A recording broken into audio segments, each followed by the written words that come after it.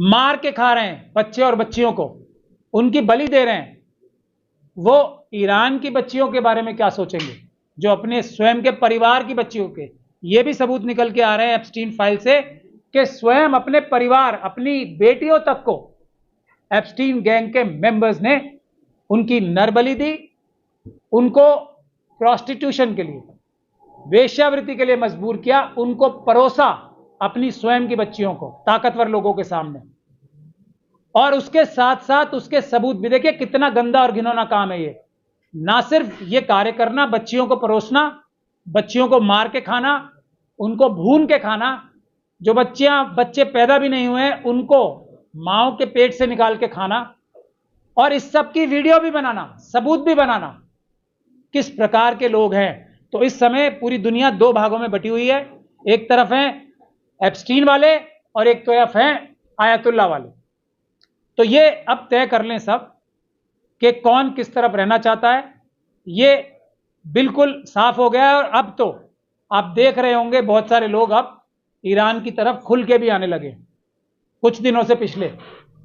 उसकी वजह भी यही है कि ईरान ये युद्ध अब जीतने के कगार पे है, यानी कि जीत ही चुका है। इसी वजह से आप लोग देख रहे हैं ये जो क्रिमिनल मीडिया है हमारे देश की, जिसके मेन स्ट्रीम मीडिया भी कहा जाता है, बहुत सारे उसके एंकर्स, बहुत सारे उसके अंदर जो स्पोक्स पर्सन बन के जाते हैं, वो भी ईरान की जीत की बात कर रहे हैं और ट्रंप साहब के बारे में अब मजाक उड़ा रहे हैं। ट्रंप साहब को अक्लमंद आदमी नहीं बता रहे हैं। अब वो यही वो लोग हैं जो ट्रंप साहब की जीतने के लिए दुआएं करते थे, ये ट्रंप साहब के लिए आरती उतारते थे, उनकी पूजा तक करते थे, ये वही लोग हैं। तो ये लोग ताकत का साथ देने वाले हैं।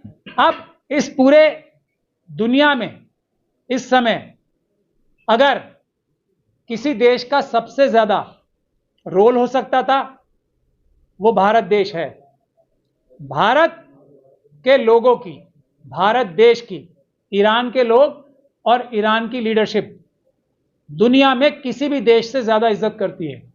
लेकिन अफसोस यह है कि हमारे देश में नरेंद्र मोदी जी प्रधानमंत्री हैं और नरेंद्र मोदी जी उस एप्स्टीन गैंग के, जो नेतन्याहू साहब के, ट्रंप साहब के, और ये खुल के अब सामने आ ही चुकी है कि वो इजरायली एक ऑपरेशन था, एप्स्टीन की फाइल्स जो हैं वो इजराइल की मोसाद का एक ऑपरेशन था।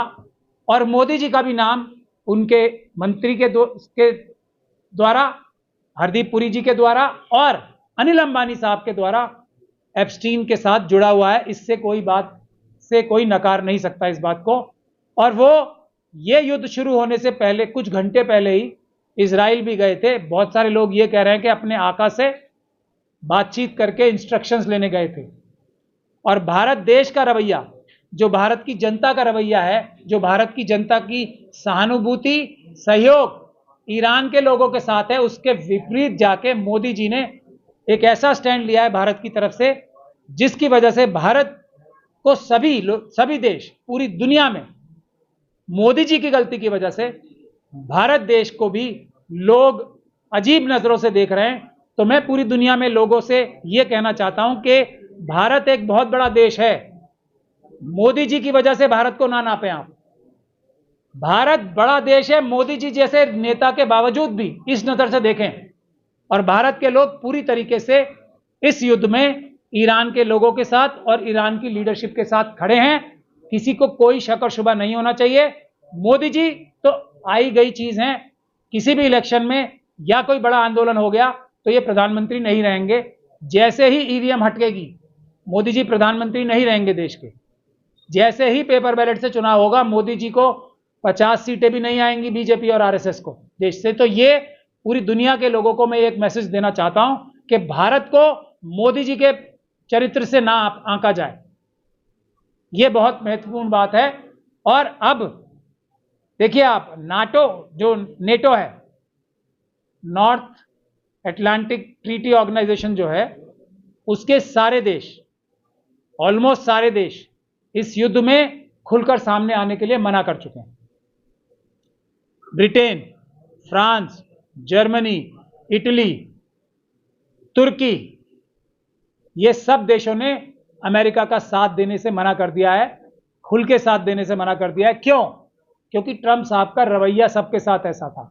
सारे नेटो के देशों से उन्होंने बोला कि 5% आपको अपनी डिफेंस बजट में से या जीडीपी में से हमें देना पड़ेगा। पूछा नहीं उनसे कि आप दे सकते हो, तो कौन पसंद करेगा? मोदी जी के अलावा कौन ट्रंप साहब की डांट को पसंद करेगा?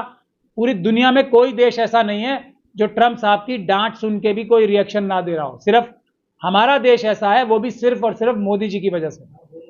वरना अगर कोई और प्रधानमंत्री होते हमारे देश के, तो वो ये कभी नहीं सुनते, वो फोन ही नहीं उठाते वो वाला जिसमें ट्रंप साहब ये बोलते कि आप युद्ध रोक दो, ऑपरेशन सिंदूर रोक दो।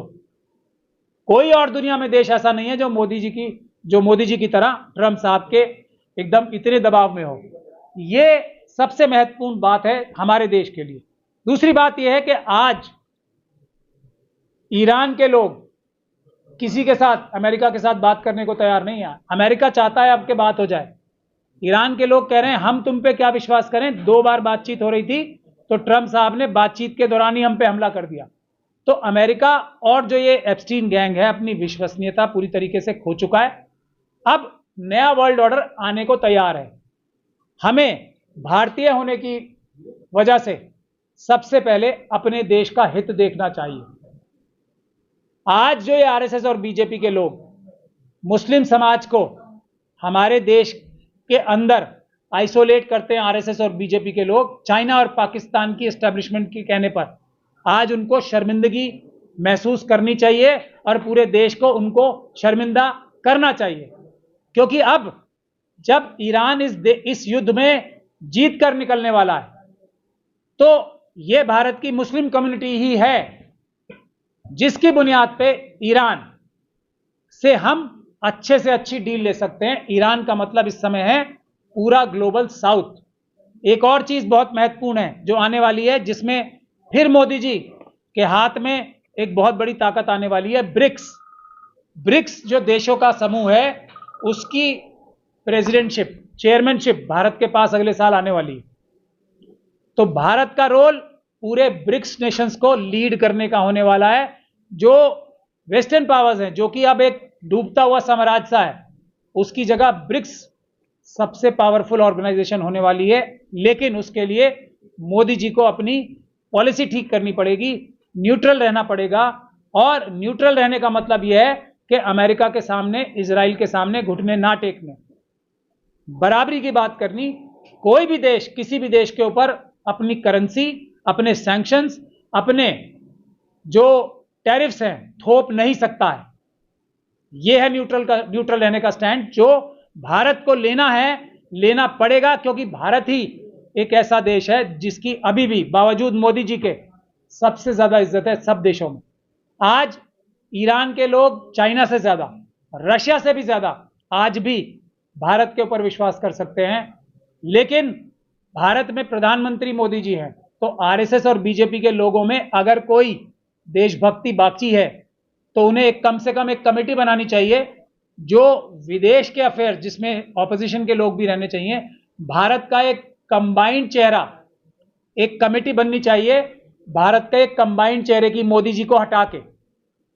भले ही उसमें आरएसएस और बीजेपी के भी लोग हों, सभी ऑपोजिशन पार्टी के भी लोग होने चाहिए उसमें, और वो नेगोशिएट करे, वो बातचीत करे ईरान की लीडरशिप से। ईरान, मुझे पूरा भरोसा है भारत की इस नेगोशिएटिंग टीम या कमेटी को ये अपना हक देगा कि वो उनके बिहाफ पे बात कर सकें। ईरान आज भी भारत के लोगों पे विश्वास करता है। ये मैं सजेशन दे रहा हूं हमारे देश की विपक्ष की सारी पार्टीज को, और आरएसएस और बीजेपी के अंदर अगर किसी के अंदर इतनी भी देशभक्ति बाकी है तो उन्हें, मोदी जी के ऊपर कोई भरोसा नहीं करता क्योंकि एप्स्टीन की वजह से उनके ऊपर हर ईरानी शक करता है। हर ईरान का एस्टेब्लिशमेंट का आदमी मोदी जी के ऊपर, सिर्फ मोदी जी के ऊपर पर्सनली शक करता है। ये बात इसको हमें समझना पड़ेगा, राष्ट्र हित में समझना पड़ेगा, देश हित में, भारत के हित में, भारत के लोगों के हित में। आज भी ईरान ने भारत के लोगों की मदद के लिए स्ट्रेट ऑफ हॉर्मुज से भारत को तेल लाने की इजाजत दे देगा ईरान, ऐसा मेरा मानना है। रशिया भी देखिए, बावजूद इसके कि अमेरिका के कहने पे मोदी जी ने, भारत ने नहीं, मोदी जी ने रशिया से तेल खरीदना बंद कर दिया था, रशिया आज भी भारत को तेल देने के लिए तैयार है। हालांकि उसके पास आज रशिया के पास रशिया का तेल खरीदने के खरीदार बहुत हैं, जापान भी है, सब हैं, लेकिन वो भारत को ही प्रेफरेंस दे रहा है, मोदी जी को नहीं। मोदी जी की वजह से तो रशियन एस्टैब्लिशमेंट भी, जो वहां की लीडरशिप है, नाराज है, लेकिन भारत के लोगों से सबको प्यार भी है और इज्जत भी है। मोदी जी को अपने पद का इससे ज्यादा दुरुपयोग नहीं करना चाहिए, भारत के लिए सही स्टैंड लेना चाहिए ताकि भारत सच में विश्व गुरु बनने की राह पे चल सके। इस युद्ध में भारत सबसे बड़ा देश बनके, सबसे इंपॉर्टेंट देश बनके, सबसे ज्यादा जिम्मेदार देश बनके निकल सकता है, उभर सकता है, अगर मोदी जी को इस समीकरण से बाहर कर दिया जाए। कम से कम प्रधानमंत्री रहे, वो देश के अंदर की चीजें जो खराब कर रहे हैं वो करते रहें, लेकिन विदेश के लिए एक जॉइंट फेस भारत का बनना बहुत जरूरी है। इसीलिए मैंने आज आपको इस प्रेस कॉन्फ्रेंस के माध्यम से तकलीफ दी थी, ताकि मेरी बात, ये बात कि भारत का एक यूनिफाइड चेहरा भारत देश का एक बन सके, जिस पे ईरान हो, चाहे रशिया हो, चाहे दूसरे विश्व के देश हो, वो भरोसा कर सके और इस युद्ध को रुकवाने में भारत की जो असली ड्यूटी है, जो उसका स्टेचर है, जो उसका विकार है, जो उसकी पोजीशन है, उसका इस्तेमाल किया जा सके विश्व की शांति के लिए। वरना पूरा विश्व जो है एक इकोनॉमिक जो है मुसीबत से तो जूझ ही रहा है, मुसीबत उससे ज्यादा भी बढ़ सकती है, क्योंकि ईरान के लोग अब सिर्फ और सिर्फ भारत के लोगों पर ही विश्वास कर सकते हैं।